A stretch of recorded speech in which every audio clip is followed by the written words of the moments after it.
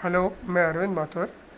आज हम सेमीकंडक्टर्स का एक सिक्स लेक्चर पढ़ रहे हैं जो फ़िल्टर सर्किट्स है। उसमें सबसे पहले फ़िल्टर सर्किट्स बहुत सारे होते हैं। उसमें पहला शंट कैपेसिटर और सीरीज़ इंडक्टर फ़िल्टर पढ़ रहे हैं। फ़िल्टर्स की पहले है तो वही कि हमें ज़रूरत क्या पड़ी। हमने देखा था कि रेक्टिफायर एक एसी को डीसी में बदलता है, मगर ये देखा गया है कि जो डीसी हमें मिलती है वो जनरली पल्सेटिंग होती है। पल्सेटिंग का मतलब होता है कि उसके अंदर वेव फॉर्म्स होते हैं एसी जैसे, और उसके अंदर कुछ रिपल होता है।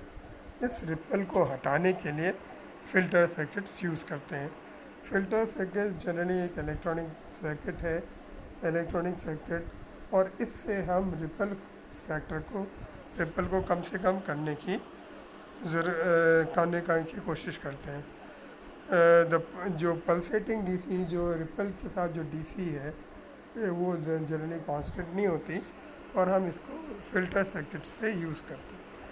अब फ़िल्टर सर्किट हम ये देखते हैं कि एक फ़िल्टर सर्किट है, पल्सेटिंग डीसी है, रेक्टिफाइड आउटपुट जो हमें मिल रहा है ये फुल वेव रेक्टिफायर का आउटपुट है।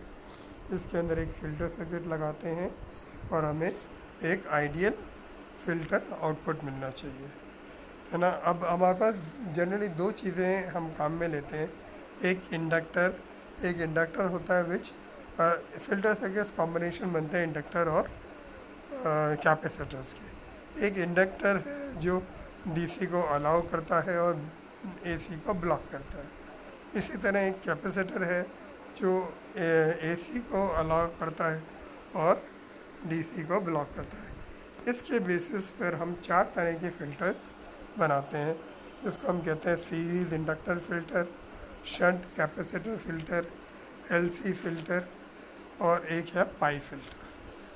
सबसे पहले हम पढ़ रहे हैं शंट कैपेसिटर। शंट से मतलब होता है कि वो चीज़ पैरेलल में। तो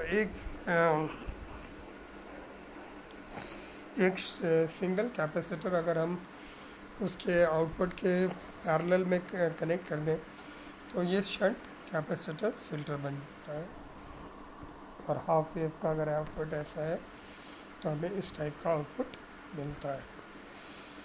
और इसका फिर जनरली, क्योंकि ये अलाउ एसी को अलाउ करता है, जैसे हमने ये पढ़ रखा है, इसमें मैंने तुम्हें आपको बताया है कि capacitor allows AC and blocks DC. तो इसलिए हम इसको पैरेलल में लगाते हैं कि फर्स्ट साइकिल में तो ये चार्ज हो जाता है। जैसे ही कैपेसिटर चार्ज हो जाता है, जब इसकी ज़ीरो आउटपुट आती है तो फिर ये कैपेसिटर थ्रू रेजिस्टेंस डिस्चार्ज हो जाता है और हमें आउटपुट देता है। इतने में दूसरी साइकिल आ जाती है और फिर हमें आउटपुट मिलता है। तो हमें इसका वेव फॉर्म कुछ इस तरह से मिलता है। अब हम इसका एनालिसिस करते हैं, और एनालिसिस फुल वेव रेक्टिफायर करेंगे तो इस टाइप का आ जाएगा। एनालिसिस में हम इसके कुछ डिवाइस पैरामीटर्स कैलकुलेट करते हैं। पहले तो लोड करंट, क्योंकि हम इसमें वेव फॉर्म बिल्कुल ऐसा ही है, इसलिए load current P I V peak inverse voltage. Peak inverse voltage is almost equal to V out. इसी तरह मैं रिपल फैक्टर के लिए फॉर्मूला निकाल सकता हूँ, और रिपल फैक्टर के लिए कैलकुलेशन करते हैं तो हमारे पास आ जाता है 1/CFRL/3। इससे हम इसका रिपल निकाल सकते हैं। अच्छा, इसके बाद हम ये देखते हैं कि अगर हम ये, क्योंकि ये पूरा कैपेसिटर पर निर्भर है, और कैपेसिटेंस अगर हम बढ़ाते हैं या तो उसका क्या इफेक्ट होता है।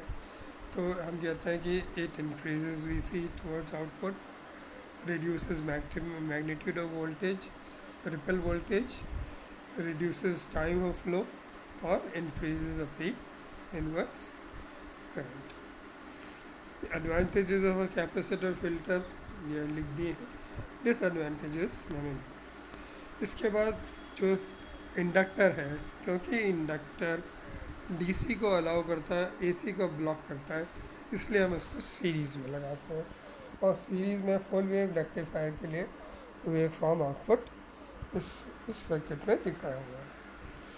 और इसका फिर मैथमेटिकल एक्सप्रेशंस हम कैलकुलेट कर सकते हैं, और ये कैलकुलेशंस करके हमारे पास आउटपुट वेव फॉर्म इस टाइप से आती है for a series in vector. Thank you.